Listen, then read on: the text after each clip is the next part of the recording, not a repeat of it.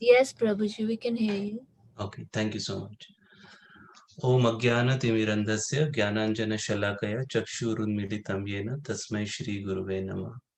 Namo Vishnupadaya Krishna Prasthaya Bhutale Srimate Bhaktivedanta Swamiti Namine Namaste Saraswati Devi Gauravani Pracharine Nirvishesha Shunyavadi Paschatya Deshatarine. Hare Krishna Krishna Krishna Hare Hare Hare Ram Ram Ram Hare Hare. Okay, so today's verse we have is text 2.34.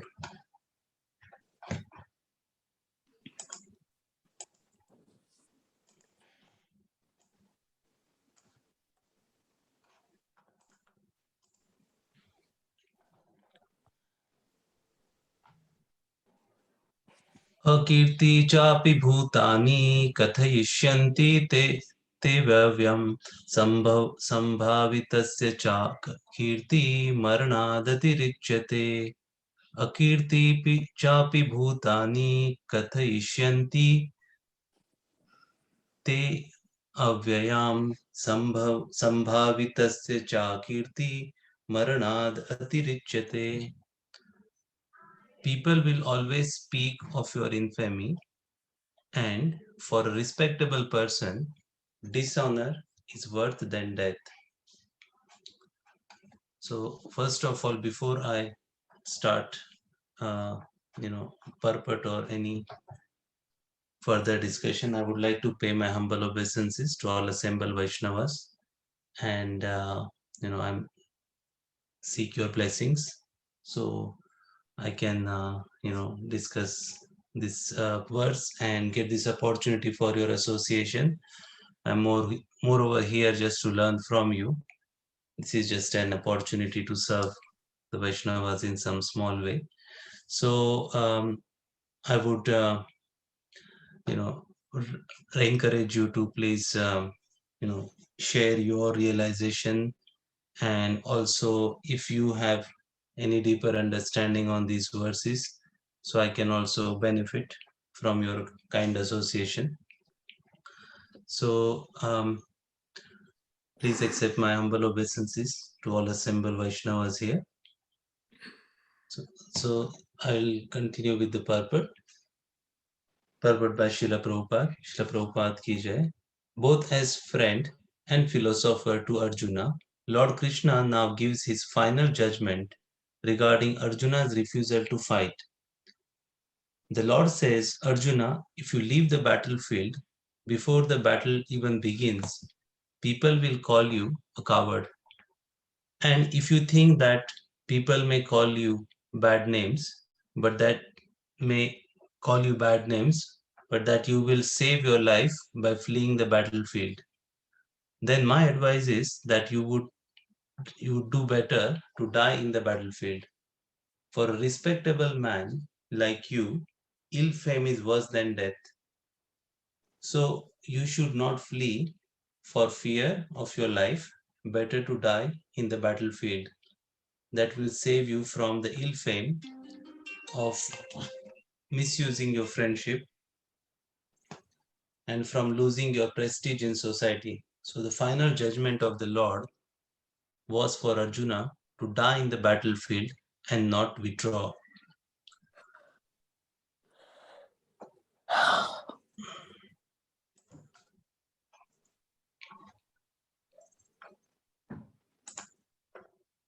Hare Krishna. So, very wonderful verse.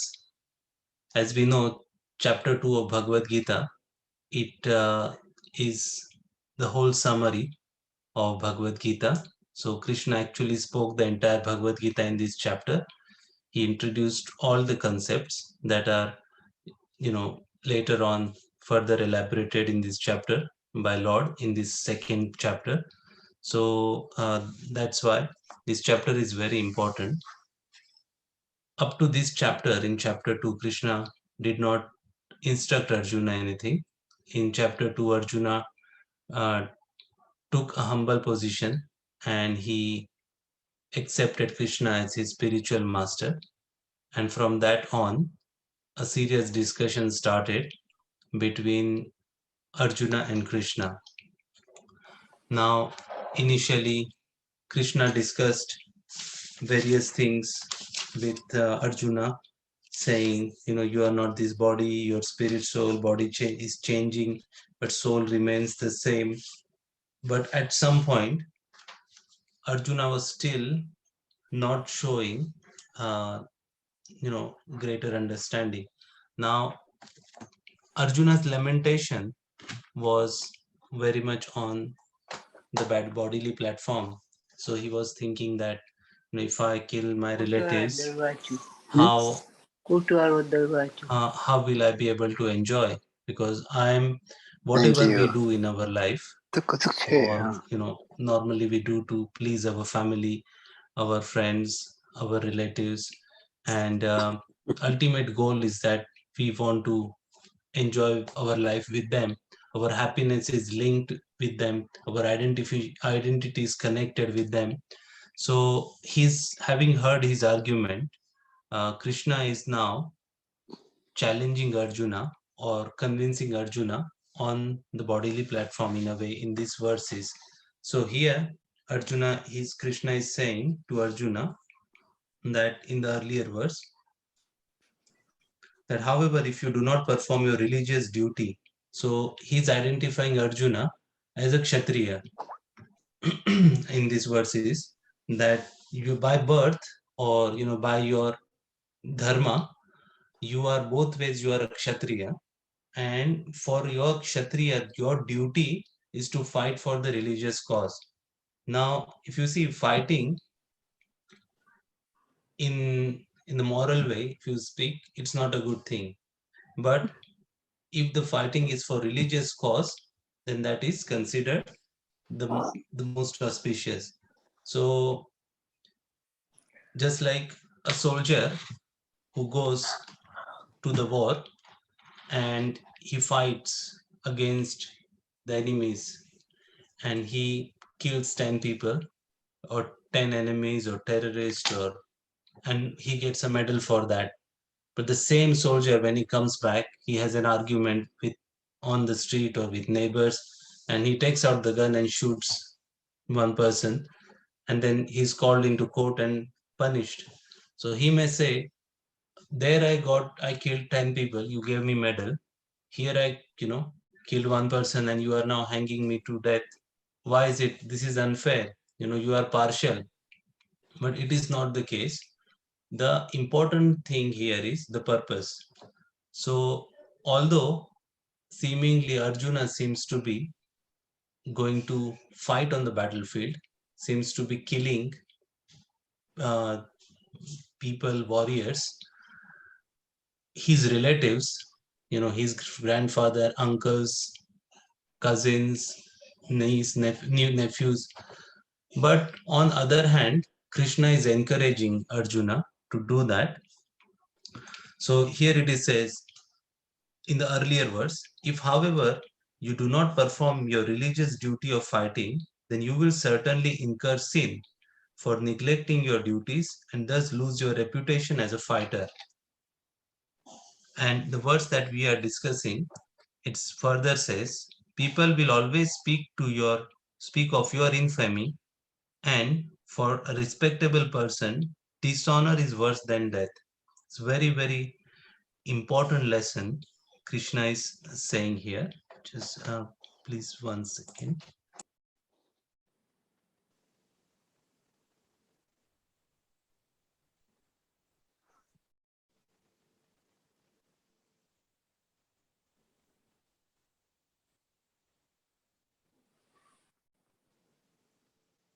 She didn't pick up. That's what happened yesterday. Sorry, thank you. So in we see here Arjuna. We talk about Arjuna's reputation. So if you see, Arjuna is from Arjuna is a great warrior. Not only that, he had a very special reputation from his childhood, he was favorite student of Dronacharya. He was, the way he had fought with Lord Shiva. Once Lord Shiva wanted to give him Pashupat Astra, so he came to where Arjuna was doing penances, and he appeared in a form of a hunter. And there was a demon who he was chasing. The demon was in the geist of a boar, and when he was charging towards Arjuna, Arjuna immediately got off his meditation. He picked up his bow and arrow and he shot that boar. But at the same time, Lord Shiva also was present there and he shot at the same time. And then there was an argument that who shot the boar first. And then that was just Lord Shiva's pastimes to induce Arjuna to fight with him. And they had a fight, and ultimately Lord Shiva accepted his defeat out of love towards Arjuna. So Arjuna, when he went to heavenly kingdom, he was given lots of presentations from Lord Indra, and so many times Arjuna had shown that he was the greatest warrior. One day when they were at the last day of their incognito, when after 13th year, where they were living in kingdom of Virat, and the Duryodhan found out from his messengers that the Pandavas are hiding in Virat. So he came with his entire army, including Bhishma, Drona, Karna, all the warriors that he had. They all came and attacked on Virat, kingdom of Virat. And it so happened that king of Virat Desh, he was not in the kingdom. He had gone to fight another battle, and he had gone with Yudhishthir Maharaj, Bhima, Nakul, Sahadev, all the big great warriors, and Arjuna, in while they were in incognito, he was he was Brihannalla, so he was a dance teacher, and he was teaching Uttara how to dance.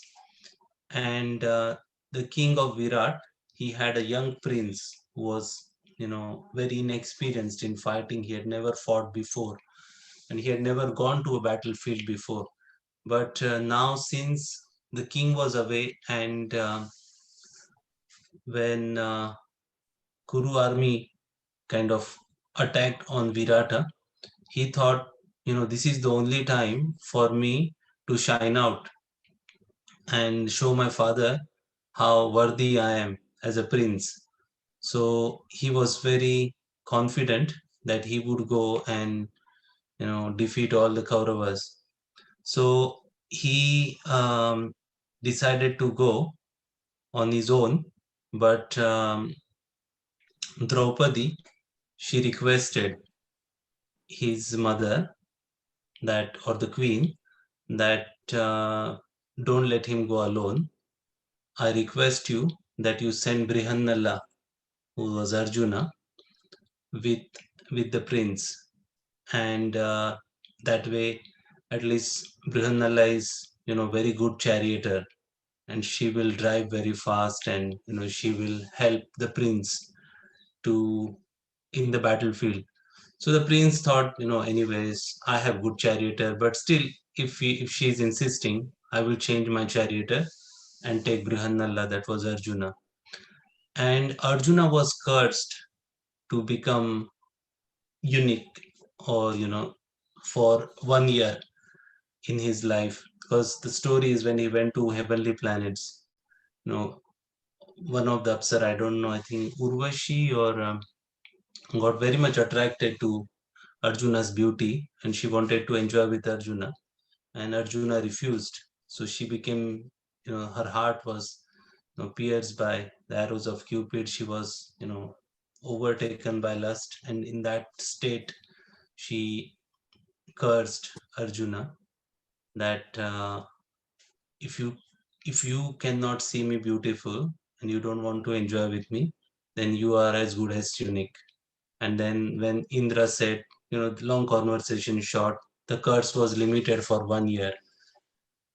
And then Arjuna started thinking, how come I can become unique in my life? He was very radiant, very handsome looking, very beautiful, handsome prince. And it is hard for him to, disguise as a woman or, behave like that. So Indra said, nothing happens for no reason. I'm sure at some point, if you are in incognito, it is very hard for you to hide. Other Pandavas can still hide in some way, but Arjuna had a special, you know, glow and charm in his personality, and it is very hard to, for anyone not to recognize him. So that curse helped him. But just before a day when Kauravas attacked on Virata with Lord Krishna's inconceivable, mercy, that incognito period, or the exile, was just about to finish on the same day when they attacked, so Arjuna could go back into his form. So so this prince, who was very confident and no army was left, so he went with some handful of people in his army to counter attack on this great Kuru army. He had no idea how big Kuru army is. So when he went to fight back with Kauravas, and he saw an endless ocean of warriors. And when he saw that, he had never seen it before. Just like you go to an ocean and you see unlimited amount of water that your eyes cannot even conceive from left to right. You see there is unlimited amount of water. Similarly, when he came in front of this army, he saw the chariots that he had never seen before in his life. They were so glorious chariots of Bhishma Pitama, Karna, you know, Kripacharya, Dronacharya, and he had, it was like first time a child goes to a theme park or, amusement park, which he has seen something that, blows his mind away. So when he saw that, he thought it is not possible for even Lord Indra to fight with this army. And he said to Arjuna, who was his charioteer at that time, said, please turn, I cannot fight. And Arjuna said, I'm not turning back. And because Arjuna was Kshatriya spirit, he is not going to show his back in on the battlefield. And this king, the prince, was panicking, and he said, turn around, turn around. Otherwise, look at this. This is not possible to even withstand. I cannot even look at it. Forget about fighting with them. It is an army that I cannot even look at. And since Arjuna did not turn the chariot, the prince jumped off the chariot and started running. So Arjuna ran behind him. He picked him up on his back and brought him back. And he said, you don't fight, I will fight. And then Arjuna invoked his Gandiva, and he took the chariot to the place where all the weapons were hidden. And he got the prince to get the weapons down. He got ready. And when he saw Arjuna fully armed, the prince became his disciple. He saw this Gandiva bow which he had never seen. It's very strong, very big bow, and given by, I think, Agni Deva. Then Arjuna said, your chariot probably is not a match for this war. So he invoked his chariot. His chariot was also gifted by, Agni Dev. So all these different divine weapons Arjuna had, he invoked all of them, and then he was fully armed and ready to fight.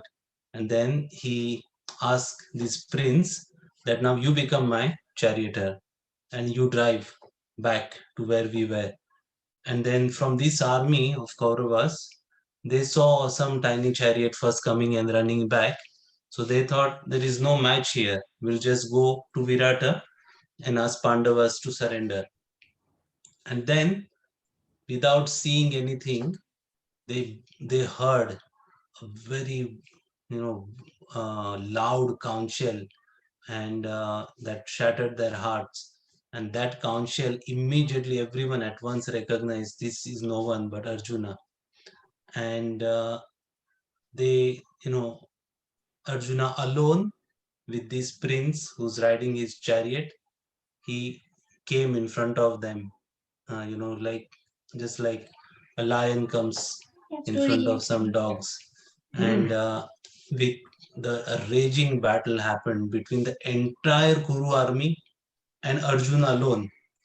And Arjuna fought it so well that in few moments he won the battle. He used all the divine weapons, not all, few divine weapons, to you know finish the entire army. Now, why did Arjuna not kill them at that time? Because Arjuna, was teacher of Uttara.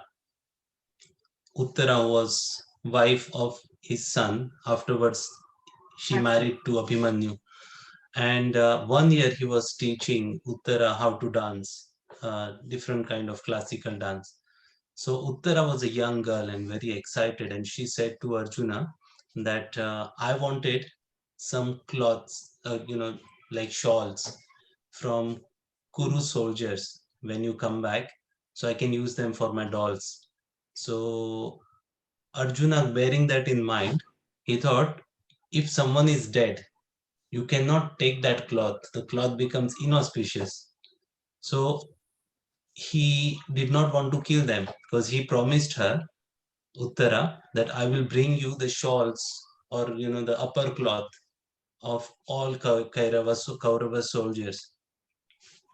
So just for that sake, you know, he could have easily killed them all in that battle, but he did not. He just forgave them, and just he sent a kind of divine weapon which made everyone unconscious, the whole army. And then he asked the prince to go and get everyone's upper cloth, and then they went back after defeating them. So this was the glory of Arjuna. So Arjuna was very confident that, and everyone else was very confident that there is no way, if Arjuna is in front of us, he's already done it once. How easy was it for him? He was on his own with an inexperienced charioteer, and still he defeated entire army. And now he's coming to fight with us, with other four brothers and some very capable, fighters with him. And on top of that, Krishna is his charioteer. So he had a great reputation, so nobody was, match to Arjuna, including Bhishma Pitama. He was also not sure about his victory over Arjuna. And when Arjuna came to the battlefield, Arjuna was also very confident that this battle, I have done it once, I can do it again. So that's why Krishna deliberately put him in to this situation so that Krishna can recite Bhagavad Gita, or give that this transcendental knowledge for our benefit. And what did he do? In this time, instead of bringing Arjuna in front of Duryodhana, he brought him in front of Bhishma and Drona.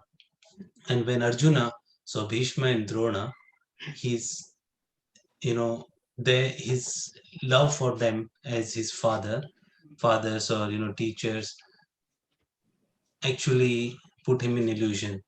Now, Arjuna's past, if you see, his father passed away when he was very young. He was brought up by his mother, and the only fatherly affection, or the protection, the care, the love of father was given to him firstly by Bhishma Pitama, and later on when he went to Gurukula, that love was extended to him by Dronacharya. So those two were very close individuals and fatherly figures. for Arjuna. So Krishna deliberately put him in a situation where he were right opposite those two, and he could see the loving affection in their eyes and blessings from their eyes coming over him, and that actually made him weak. So now here Krishna is telling Arjuna that although you have all this, you have an excellent reputation, you have all the divine weapons, you have everything that you need to fight for this religious or war of dharma, but at this point, again, everyone knew the glories of Krishna.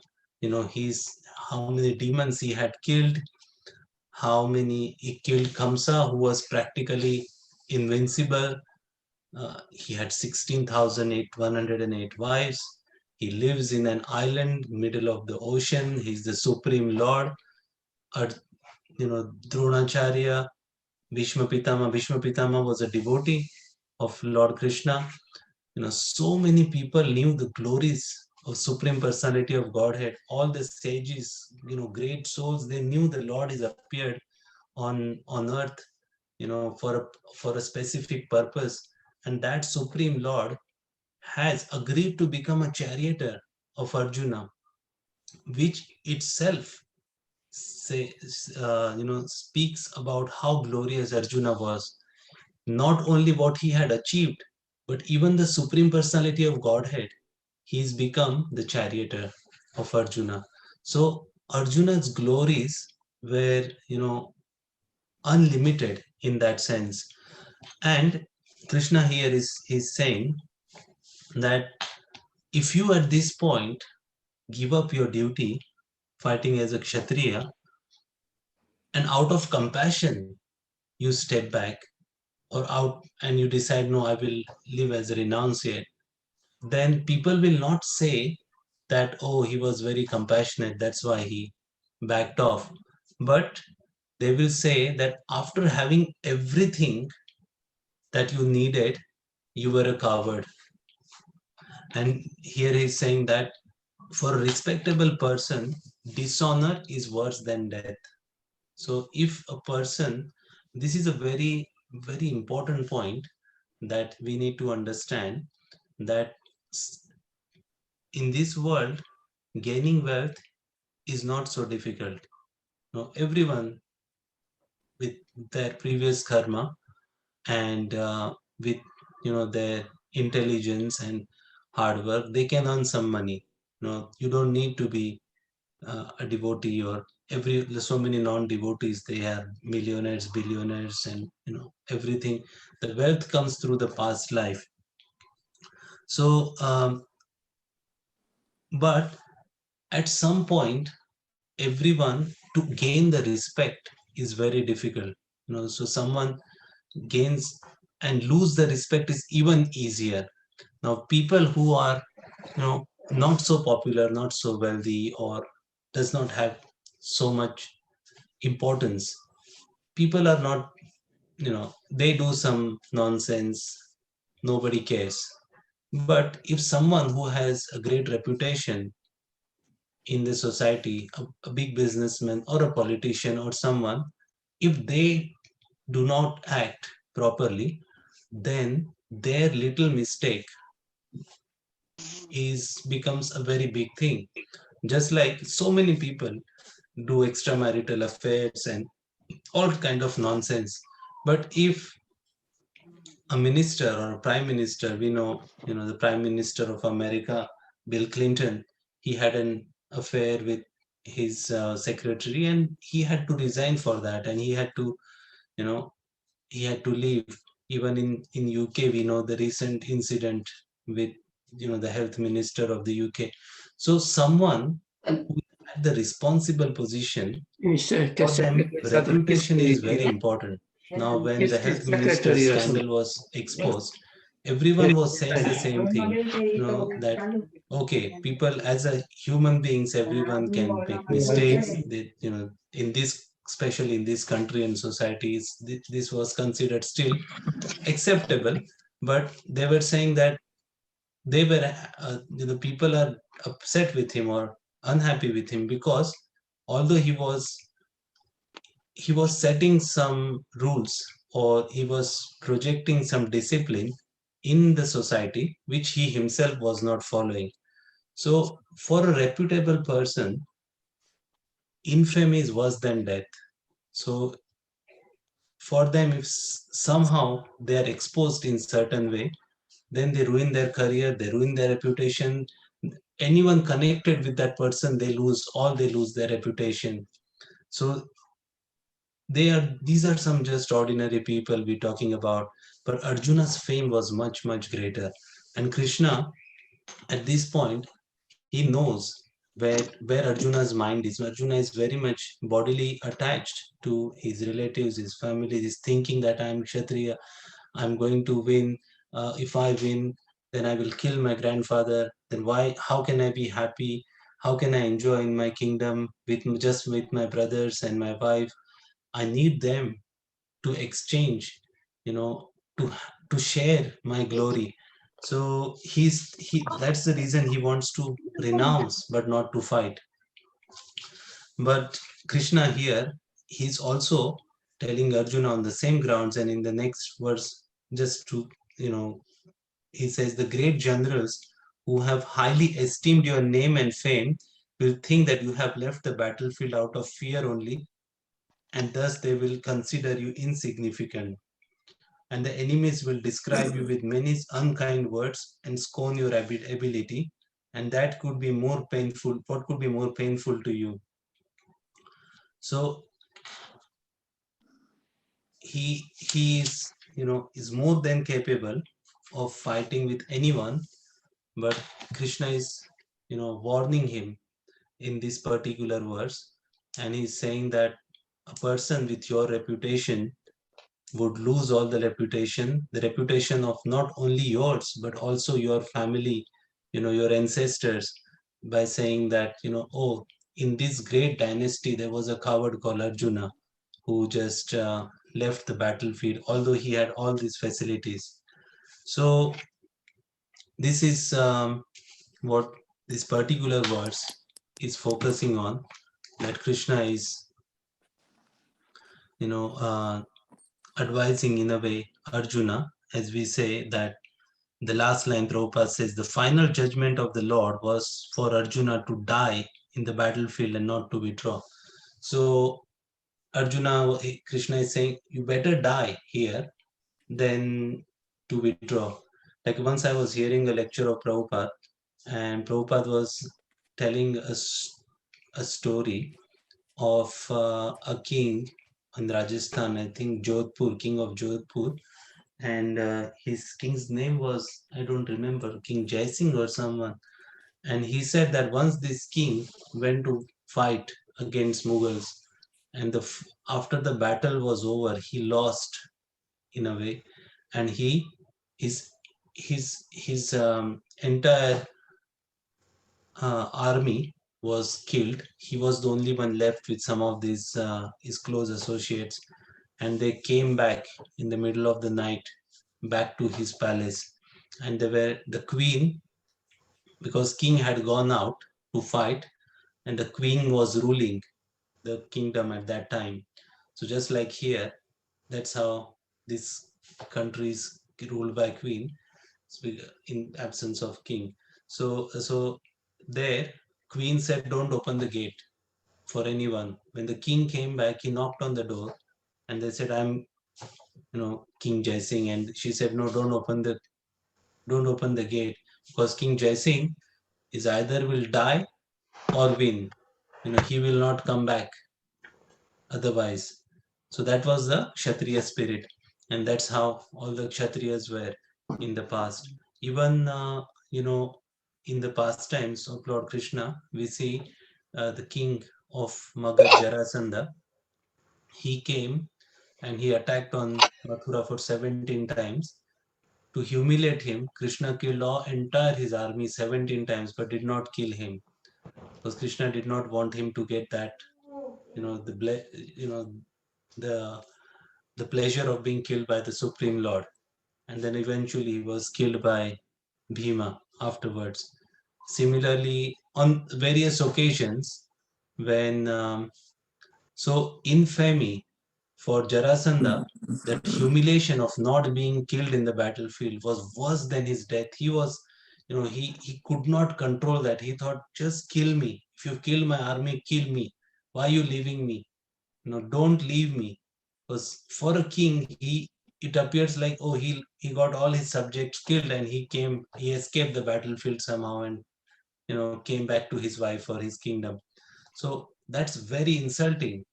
you know Kings were not like kings today who would just sit in their comfortable office and then ask the soldiers to go and fight.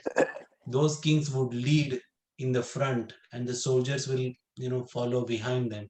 So Jarasandha, although he was a demon, but he was a very strong warrior, very powerful fighter. So when he was in that situation, he was begging, kill me, don't leave me. And Krishna left him 17 times. That way was, to go back with his face down. So like that, another occasion when Pandavas were in exile, um, Jayadratha, he was brother-in-law of Duryodhana. He tried to kidnap Draupadi, and at that occasion, Pandavas caught him. It's a long story, but the essence is that he was escaping. Bhima and Arjuna caught him, brought him back, and then Yudhishthir said, "Look, he's our brother-in-law. He's our his wife was Shanta. She was sister of Duryodhan. So he said, he's our brother-in-law. We cannot kill him, but we still have to punish him in such a way which is worse than death." So he said, "Okay, what we will do is shave his head and only leave 5 shikhas on his head. So those 5 shikhas will show the insult that he's caused to all 5 of us." So then his head was shaved and 5 shikhas were left on his head. Now in ordinary case, person would think, oh, good, that's great, my life is saved. At least I'm not dead. But because he was Kshatriya, he felt such a great insult that he said to Pandavas, please kill me. If you don't kill me, then I will kill myself. So after that, he did a very great tapasya, and doing that, he asked for a boon from Lord Shiva. He asked he asked Lord Shiva that please give me a boon that I kill all these 5 Pandavas. So Lord Shiva said that boon is not available. Sorry, out of stock. He said, they are protected by Lord Krishna. You cannot kill them. So I said, okay, at least give me boon to kill Arjuna. Said, no, not possible. Out of stock. I said, okay, can I kill all other 4 Pandavas? No, killing is not possible. Ask for something else. He said, okay, one day you will be able to fight with all the Pandavas and not get defeated at once, except Arjuna. Arjuna is still not possible. So that's the boon he used when there was a time for Chakravyuha, and Abhimanyu was breaking the Chakravyuha, and 4 Pandavas were following him. And as soon as Abhimanyu went inside the Chakravyuha, this Jayadratha, he came out and he fought with Pandavas. And 4 Pandavas, because of Lord Shiva's boon, could not defeat him and could not enter in the Chakravyuha behind Abhimanyu to protect Abhimanyu. And that's when Abhimanyu got killed and the story. So the point is that for a respectable person like Kshatriya, infamy is worse than being killed. So that's why here we need to understand that the reason why Krishna is saying this to Arjuna. And even if we see now that those people who are very famous and very popular, like celebrities, actors, cricketers, and if they do little mistake or something little comes out about them, then it becomes a news and gossip for everyone, and everyone starts relishing it. Why? Because these are the people who have some reputation in the society, and for them, to get into this situation is being worse than death. So this was my little presentation, and if you have any comments, any questions, if you want to add anything in this verse, please please feel free to do so. Thank you very much.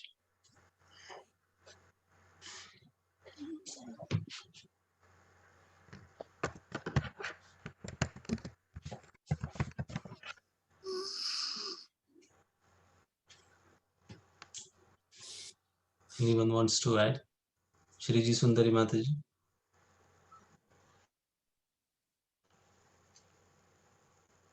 Or Kishori Mataji, anyone wants to add something?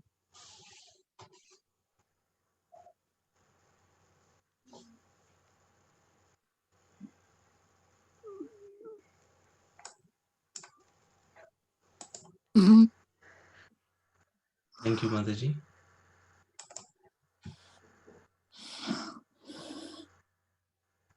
Any questions? If you have, you can type here on the message box.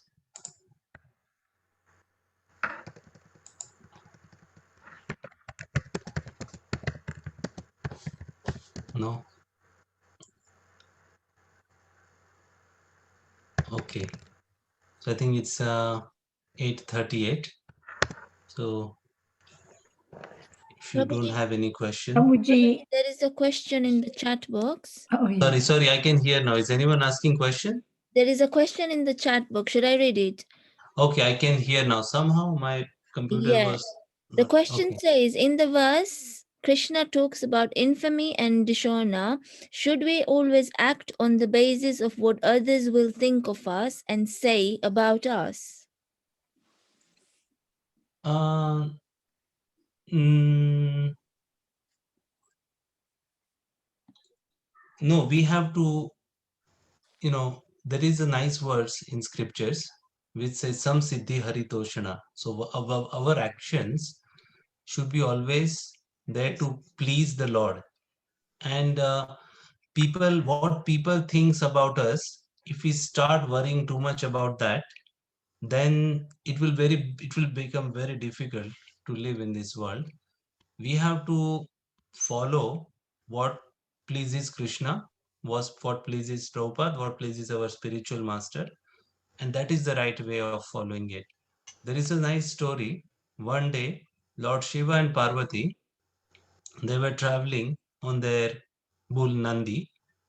They went to one village. Most of you must have heard this story, but I will just quickly, summarize it. So they went to first village, and the villagers they saw they were sitting on the bull, and villagers said, "Oh, how cruel this husband and wife are! That poor bull. They are just intending to kill that bull. They both are, sitting on that bull, and look at the bull, so tired." So Lord Shiva thought, I think there is some valid point here. If people are thinking that way, then I might as well get down. So Lord Shiva got down, and Parvati ji was still sitting. They went to another village.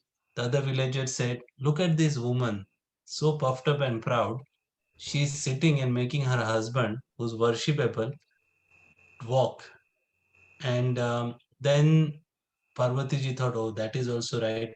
For a chaste woman to behave like this is not nice." So she got off, and then Lord Shiva sat on the bull. She insisted, "No, no, no, no. After hearing that, I want you to sit on the bull." So then Lord Shiva sat on the bull, and she started walking. They went to the third village. People said, "How cruel this man is. How delicate this woman is, his wife. And he, such a hefty and strong man, sitting on the bull, and making that little, delicate woman walk. What kind of world we are in? Such a such an insensitive man." So Lord Shiva and Parvati ji thought, okay, let's not do it. Let's walk. So the bull is happy. We are not sitting on the bull. We both are walking. So people will not have any issue that, why we are doing this. So uh, they both started walking and bull started walking alongside. And they went to the fourth village. The fourth villager said, how foolish these people are. They have bull, but they don't have to climb on. They don't, know how to use the bull. They are still walking. So if you think of what people will think, they will never think good. You know, Whatever, even if you do everything right, people will find mistakes. People will find things to criticize. So one should not get affected in that way. But as far as how to act is concerned, we should act in line with what is expected to please Krishna. Hare Thank Krishna, you, Prabhu. Prabhuji. Krishna. Prabhuji, about dishonor. Do you think in this life we've taken it a bit too far when people kill through the word dishonor? Kill their family members or anybody who disturbed them, and in a dishonor way, in their eyes is a dishonor way. Is that acceptable? How does it fit with our spiritual thinking? There's one part, and also dishonor is such an emphasis put on it. How can we in this material world look at it and use it in our daily life? So can you give me an example? Well, this honoring your religion or your belief system, and your belief system could be totally out of, the norm, I should say. Say, for instance, in this culture, we have people from our culture live in in this culture, and they follow their honorable belief system. And if the member of their family sort of, what shall I say, deceive them in that way, they don't do as they're expected, because they are brought up in a different, from a culture, they come from into a different culture, and they are sort of mixed up really, and they probably just step out of the expected path that they're meant to be, in their family life. And then there's a killing occur because they're seen as an imposter in a way, like if Arjuna didn't stick to his Kshatriya's ordained expectation, he might as well be dead. But that is a mental thing. I don't think it would be something that he'll kill himself or other people will kill him. I'm not sure. But anyway, how do we fit it in our life, that kind of dishonor or honor? Yeah, so sometime I see that sometime there is dishonor killing. So Yeah. think about people.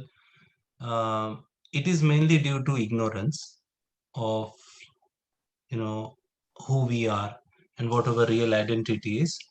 So in India, it just reminds me that in I have heard, not don't know any particular case, but when sometime the boy and a girl, they fall from different backgrounds of religious faiths, or you know different cultures, they fall in love with each other, or they want to get married, and then there is so much social pressure and stigma that then they should not be doing it.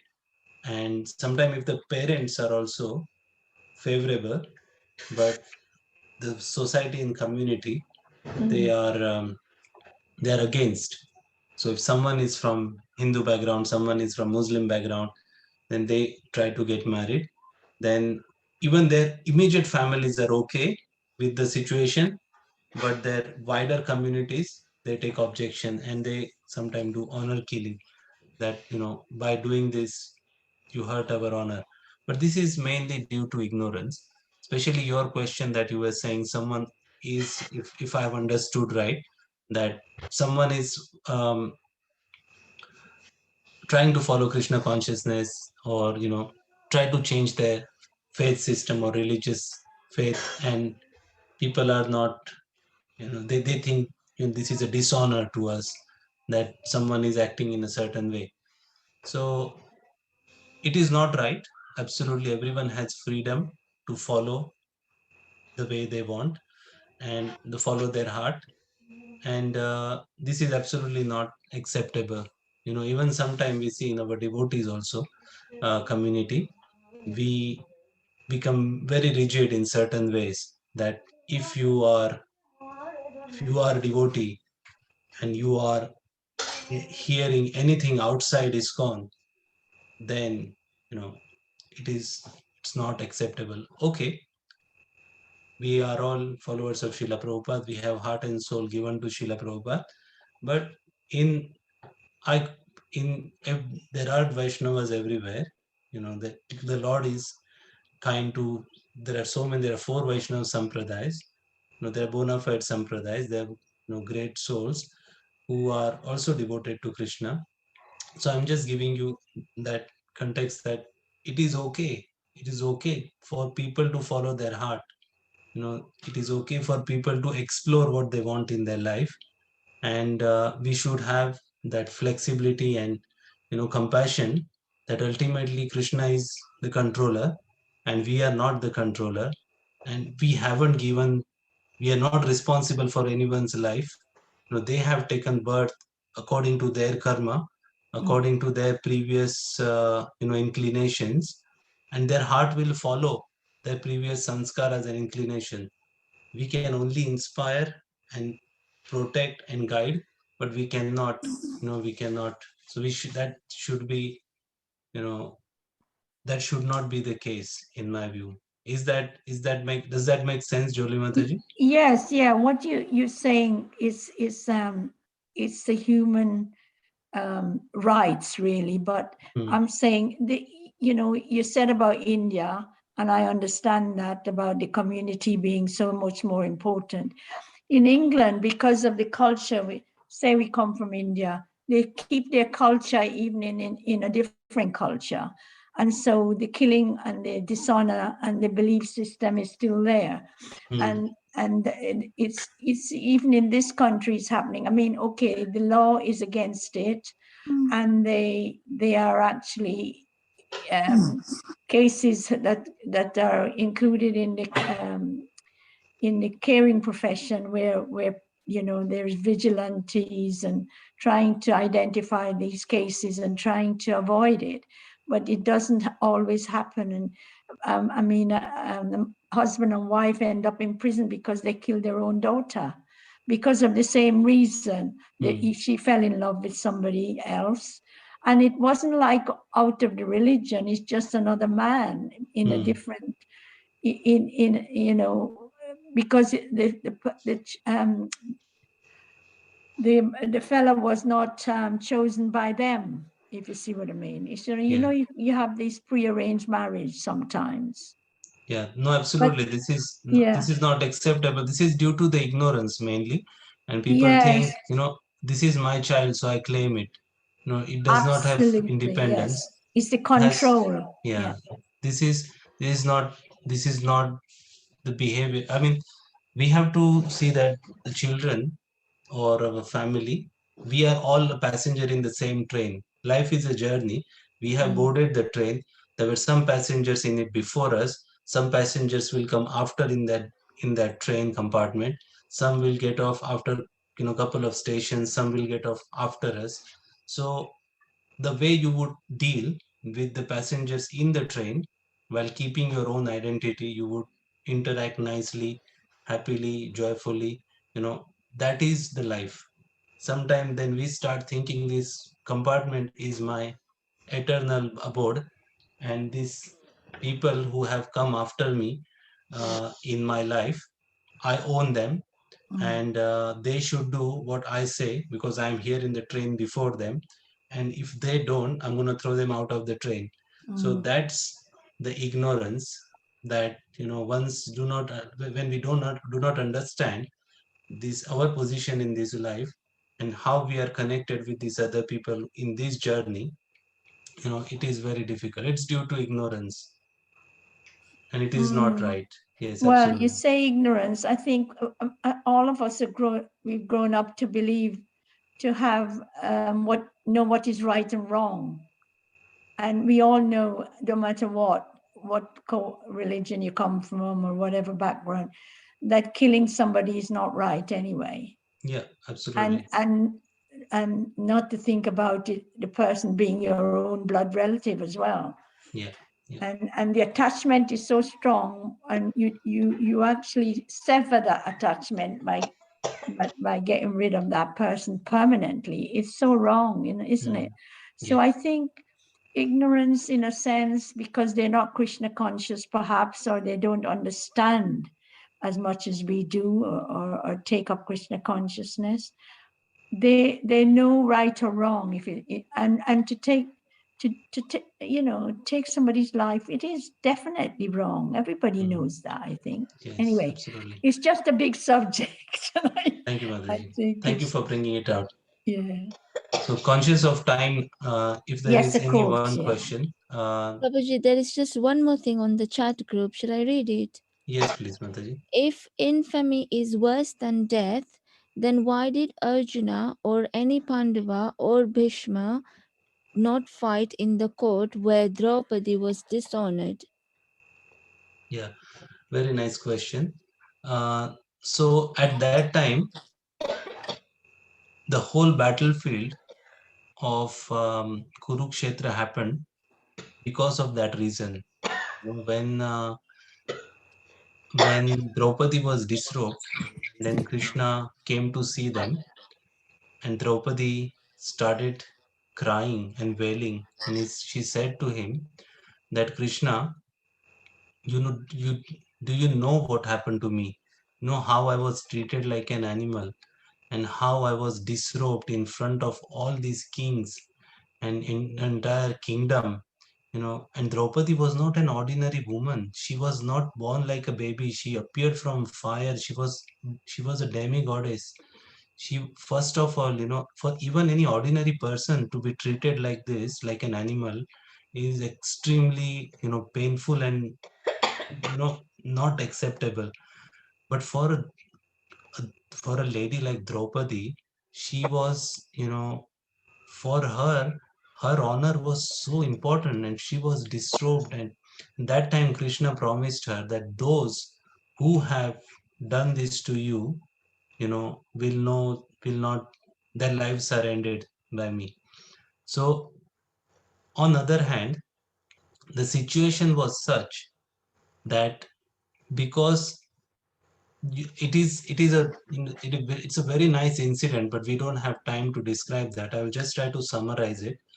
And there are very wonderful explanations why Yudhishthir acted in a certain way at that particular time, and why, the situation was all led in that certain direction.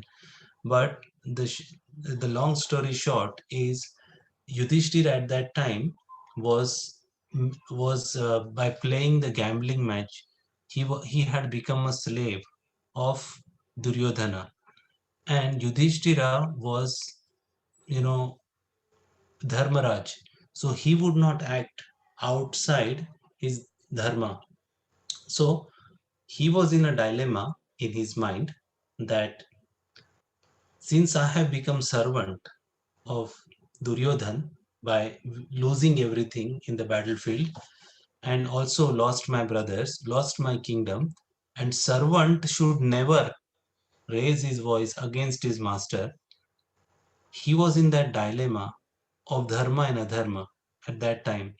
His brothers wanted to fight back, but because they were obedient to their elder brother, Yudhishthira, and he told them not to move, or not to react.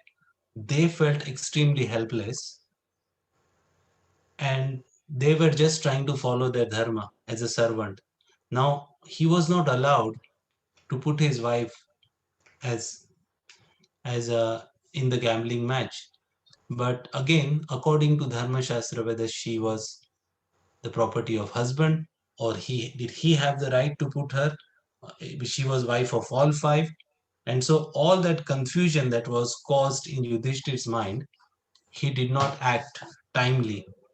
And Draupadi was disrobed and insulted and humiliated in that assembly. And for that humiliation, Kaurava dynasty had to pay the price by their lives. And every single person assembled in that dynasty at that moment died in a very shortly after that, in few years, in 13 years time, 14 years time. So that Draupadi's insult, Krishna did not take it lightly, and he said to Draupadi that, I will not forget. So when 13 years were over, and Krishna suggested them for, he suggested that he would go as a peace messenger, Draupadi became very agitated. She said, "You promised me, when I was insulted, that all of these people will lose their lives, and now you're going as a peace messenger. And you are Krishna, has a wonderful speech and eloquence. When you tell anyone, no one can refuse. So what will happen to my vow? My open hair. I will not tie them without, if I get Dushasan's blood on my hair." So it's a long, beautiful story, but the point here is that yes, it was a very situational thing, and that is also the Lord's plan, why, how he wanted to bring the whole thing towards the battle of Kurukshetra. And because she was insulted in such a way, and she was not protected in that, as a devotee she was not protected, Krishna killed the entire dynasty. Prabhuji. Hare Krishna. Hare Thank you Krishna. so much. Thank you very much. Krishna, thank you very much. Hare Krishna. Thank you, Prabhuji. Accept my Thank you. humble obeisances. Thank you, Prabhuji, for wonderful Vanchakalpatarubhascha, class. kripa Thank sindhu you. Richa Patitana Pavanebhyo Vaishnavebhyo Namo Hare Namaha. Krishna, Hare Hare Krishna, Krishna, Krishna Hare Krishna, Hare, Hare Ram, Hare Ram, Hare Ram Ram, Ram, Ram Hare Ram. Ananta Koti Vaishnava Vrinda ki jai. Ki Jai. Jai Shri Krishna. Hare Prabhupada ki jai. Hare Krishna. Hare Thank Hare Krishna. Krishna. Hare Hare Krishna. Krishna. Thank you, Prabhuji. Thank you, Thank you, Hare Prabhuji. devotee. Krishna, Hare Thank you, Krishna, everybody. Hare Krishna.